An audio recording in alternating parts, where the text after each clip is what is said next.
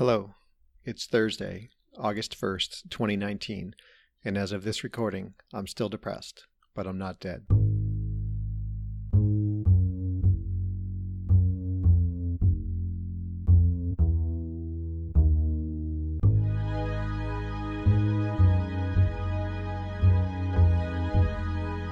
Okay, here I am. I'm back. No story to get you started on this episode. I am video recording this. I'm trying out a YouTube channel, and I'm not creative enough to put out different modes of media and different events, one for video, one for audio. So my plan is to record myself yammering while I record the podcast and put it up on YouTube as just another channel of getting the podcast out there. And hopefully maybe we'll get some viewers, listeners. I guess they're viewers. I don't know. But I wanted to, I'm always wanting to grow the show and get more people to hear the message that they're not alone, that there's help, there's hope, there's all of that. So I'm trying this and we'll see what happens. It's kind of weird staring into a little dot in the top of my webcam, my laptop. I don't know how this is going to go. But I'm trying it, and so if you can humor me just for a minute. Hello, YouTube world. My name is JP. I run the Depressed Not Dead podcast, and this is episode 151 of the audio podcast, episode 1 of the video podcast. And I hope you take some time to go over to the website, www.jamoalki.info. You can text me at 248-648-1419. You can hit me up on Twitter at jamoalki, facebook.com/jamoalki, at jamoalki, jamoalki at gmail.com. That's JAMOALKI. Reach out, let me know what you think of the video. I'm not very animated. I'm not going to have special effects or, little signs pop up here and there. I don't know. I'm nervous. I smile a little bit when I'm nervous. Here's the show. Check me out. You can go to the website and there's links to iTunes, Google Play, all that. If you want to go back and listen to the start of the run of the Depressed Not Dead podcast. That's enough for that. So we'll just get into the show.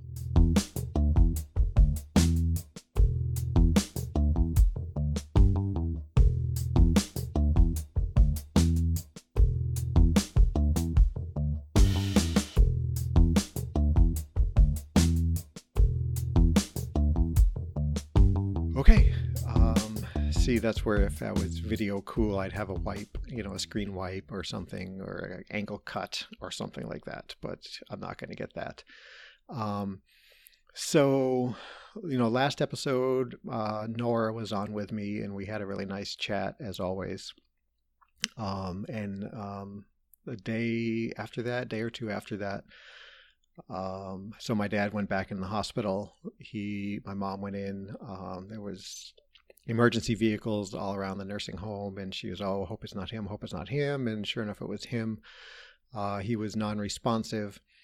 They had the DNR papers there, and they said, do you want us to resuscitate him? And first she said no, and then she said yes. And off they went to the hospital.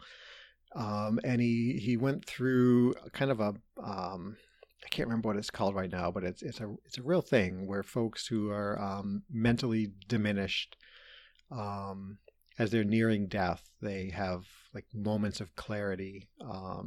Lucidity, I think, is one of the terms used for it. And my brother said he was doing that. He was very speaking very clearly, very much himself. The only kind of caveat to that was that he was talking about dying. He said he was talking about how he's had a good life, how, he's had a good run. He was really glad that my mom, my brother were there to be with him when he dies. Really kind of scary stuff from my mom and my brother. My brother called me and he was very upset, and I don't know that he was looking for advice or just wanting to share or just talk. And I wanted to have some advice. Emotionally, I was flat, like you'd expect from me. I didn't have any kind of emotional reaction to it.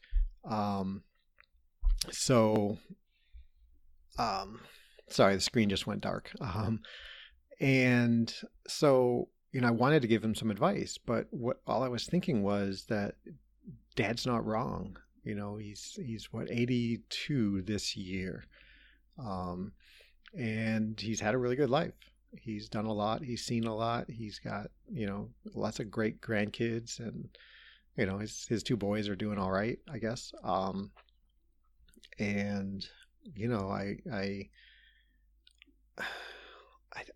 It's kind of sounds weird for me to say that I'm okay with that, because I don't have emotional response to anything. So is it, if I did, would I be okay with that? Would I be, or would I be upset like my brother and my mom?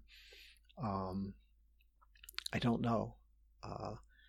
So, I got off the phone with my brother, and, he's like, okay, I'll just tell you, I'll call you if anything changes. And, I got ready for bed that night. I didn't take any of my sleeping trazodone medication or anything like that because I wanted to be alert if my brother were to call.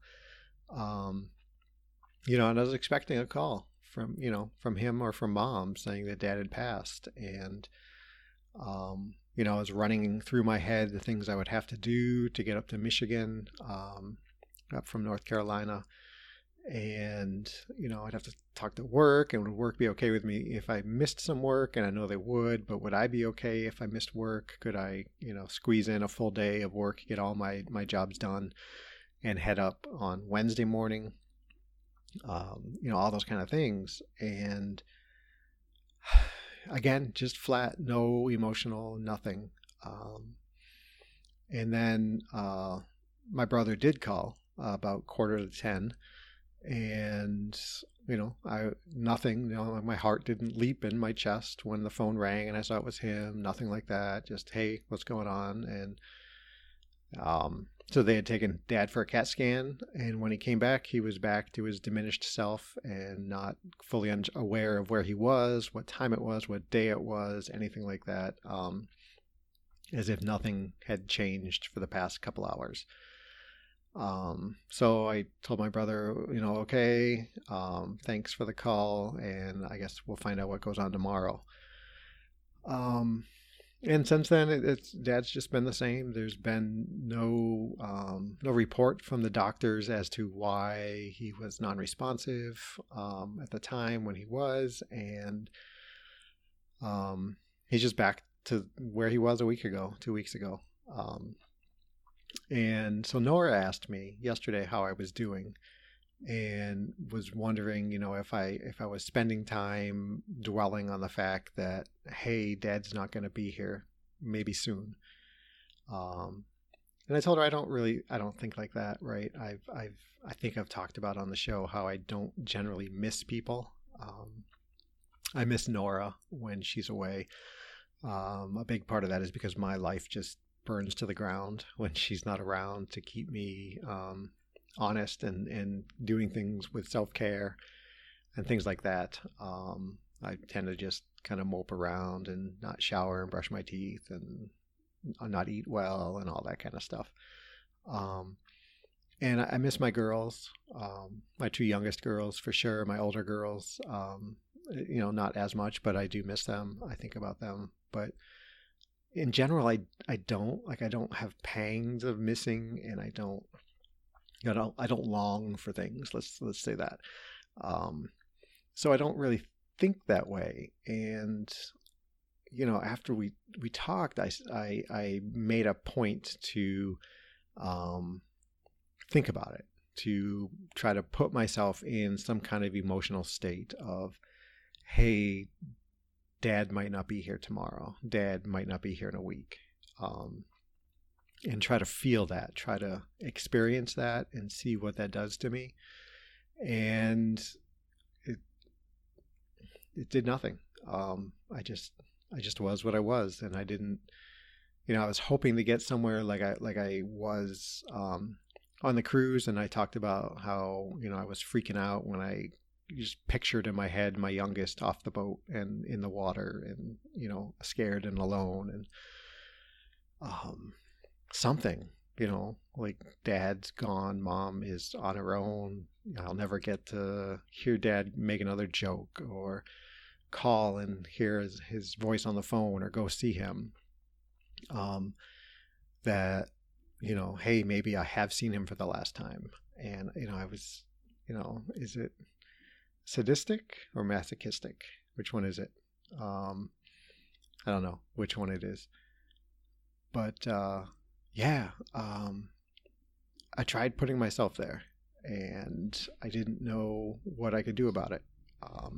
And sorry, someone's ringing the doorbell. So, I didn't get anywhere with it. I didn't feel anything. And in the end, it was maybe not a wasted exercise, because I learned something, I guess, from it. But it wasn't, just me, feelingless, cold and heartless, as I like to joke. I don't know. So this is a point where I would hit pause and collect my thoughts and come back with another topic to talk about. But with the video recording, I can't really do that. I'm going to have to get better on my game, probably start taking notes, be like a desk anchor and have a pile of papers that I can shuffle through. So, not a whole lot more is going on. I'm still planning on going up to see my mom, my dad, my brother, Dave, in a couple weeks, 2 weeks from today, actually. But, I guess, something that I did kind of experience, and I don't know if it has to do as much with my dad and the things that are going on with that, or if it's what I think it is. But, I've talked that I take trazodone at night for sleep. And trazodone initially was brought about as an antidepressant, and it maybe wasn't as good an antidepressant as it was something that makes people sleepy. So I would take it for sleep at night. And, I've gone through different phases in the years that I've been on it. I have, 50 milligram pills. I think that's right. And I would take 2, and my prescription is written to take half to 2 a night for insomnia, is how it's written. And I would take 2, sometimes 3, just because, at the end of the day, I just want my day to be over. And it worked really well. And then something changed, and I started being really groggy in the morning. And so now I've cut back to half a pill, so 25 milligrams. A night. And I still feel kind of groggy in the morning. And so I kind of wanted to get off it and see, can I sleep without it? Maybe I can. If I don't need to take it, maybe I shouldn't take it. And so it's been about half a week that I haven't taken it. And I've noticed a mood change. I've noticed that I kind of binge eat more again, that I feel more lost. I'm having trouble focusing on work and things that could very easily be, subconscious related to the situation with my dad. And very well maybe, but I kind of wonder if I was getting some kind of antidepressant effect from the trazodone. And then when I stopped taking it, I wasn't getting that. And I put a question out on Twitter, and I didn't get much response. Most folks who take it for sleep and really don't notice any kind of mood change or improvement with it. But I'm curious. I'm kind of jotting that one down mentally to ask my psychiatrist when I go back in a couple weeks, just to see what she thinks. So I think for now I'm going to keep taking it and deal with the kind of little bit groggy in the morning and see if that helps. Because my diet has been pretty terrible, and especially the past few days. I just mindlessly eat empty calories like I used to, and I'm trying to be good about it. I'm trying to temper it, but I haven't had those kind of urges for a while since I got on this exercise weight loss kick that I've talked about a bit. So, yeah, I don't know. Do you guys, who takes trazodone out there, and what do you think? My guess is you take it for sleep, but do you have any, if you think about it, do you notice any kind of mood changes once you started taking it? Yeah, I don't know. So the screen went black again, so I feel like a fool just kind of staring off into nothing. At least I could see my face before. So yeah, I don't know. This is going to be a short one, folks. I promise that I will get this all figured out with the video and audio recording. So I'm not always talking about how video is different from audio and blah, blah, blah. I want the episodes to be the same. So I had to get this one out of the way. And it's the first of the month, so I thought I'd put it out. Let you all know what's going on with me, and keep the emails coming. If you're new to the show, I would love to hear from you. If you're a longtime listener, first-time caller, I'd love to hear from you. If you're someone that we've emailed back and forth, and maybe our conversations have drifted off, send me an email, jamoalki@gmail.com. Send me a text, 248-648-1419. All that, Twitter, Facebook, whatever. Look me up, get in touch with me. I would love to hear from you. If you could do me a favor and subscribe to the show, either on iTunes or Google Play Music or Stitcher. I think they have a subscription option there. I'm not sure. And give the show a review, 5 stars if you think it's worth it, 4 stars, 3 stars, whatever. Don't rate the video just yet, because this is my first one. But yeah, I hope you enjoyed the show. If you're new, everybody who's been with me since the start, or the past 100 episodes or 50 or whatever, thank you so very much for taking time out of your day to download and listen to this episode. You are all wonderful. You're the reason why I continue to do the show. And please reach out to me. Let me know how you're doing. That would be great. Yeah, until next time, everybody, be safe and be well.